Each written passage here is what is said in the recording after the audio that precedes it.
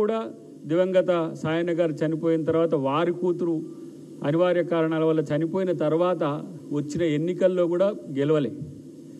ఇప్పుడు జూబ్లీహిల్స్ ఎన్నిక ఎంత ప్రెస్టేజియస్గా ఇది గెలుస్తాం, కాంగ్రెస్ను మనమే వచ్చేది, సీఎంను కేసీఆర్ను కూర్చోబెడతాం చూడని ఇట్లాంటి ప్రగల్భాలు పలికిన తర్వాత కూడా నీకు వచ్చిన ఓటమును గౌరవంగా అంగీకరించే బుద్ధి లేకపోయా ఏం చేయాలి? ఇలా కవిత గారు మాట్లాడుతూ చెప్తున్నది, కృష్ణార్జునులు కలిసి కేసీఆర్కు కళ్ళకు గంతలు కట్టిండని. కృష్ణార్జునులు కాదు తల్లి, వాళ్ళు దుర్యోధన దుశ్శాసనులు. వాళ్ళు ధృతరాష్ట్రునికి కళ్ళకు గంతలు కట్టిండ్రు. కళ్ళకు గంతలు కట్టింది తిప్పుకున్నా కూడా చూసి ఏం చేయలేక మరి అచేతనంగా కేసీఆర్ కామ్గుంటుండో కానీ ఇలా పార్టీని సర్వనాశనం చేయడానికి కంకణబద్ధుడై వాళ్ళ పార్టీని నాశనం చేస్తా అని శబదం తిన్నట్టే ఇలా కేటీఆర్ మాట్లాడుతున్న తీరు.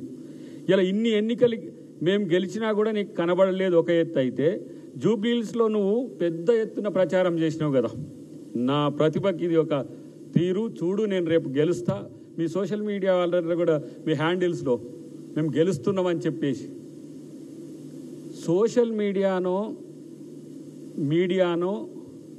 నెట్నో లేదంటే టీవీలనో నమ్ముకుంటే ఎన్నికల్లో గెలవరు. ఒక ఒపీనియన్ క్రియేట్ చేయడానికి చేసిన ప్రయత్నం, సర్వేలనన్నింటినీ కొంటివి. సర్వే చేసాడు కేకే గాడు ఉన్నాడు, పోరగాడు ఈ మధ్య అటు ఇటు చేరితే వాణి బొంద పెడితే అట్లాంటి ఒక పనికిమాలిన సర్వేలు చేసి సర్వేలన్నీ మీ వైపు, ఎగ్జిట్ పోల్స్ మా వైపు, పూర్తిగా ప్రజలు మా వైపు వచ్చిండ్రు. ఇంకా రాలేదు. కనీస ఇంగితం ఉండాలి కదా. ఒక ఎన్నికల్లో పోటీ చేసిన అభ్యర్థి ఓడిపోతే మీరు ప్రెస్ మీట్ పెట్టేటప్పుడు ఒక మహిళ అంతసేపు రోజువారీగా మా గోపన్న భార్య అంటివి, ప్రెస్ మీట్లో కనీసం ఒక మహిళను కూర్చోబెట్టుకొని చెప్పలేని దుస్థితి మీది. ఆమె క్యాండిడేట్ కాదు, మొత్తం నువ్వే క్యాండిడేట్ అయినట్టు తిరిగినావు. మొత్తం ఓటమి వచ్చేవరకు ఏంది బోటాబోటీ, 25,000 నీకు బోటాబోటీ అనిపిస్తే ఇక నీకంటే పిచ్చోడు ఈ లోకంలో ఇంకోవడం ఉన్నాడా? ఒక కన్సిస్టెంట్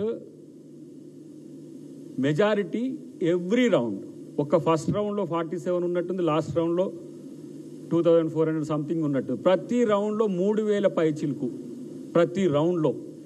ఇది Congress party comprehensive election strategy చేసింది అనేది మీకు తెలియదు.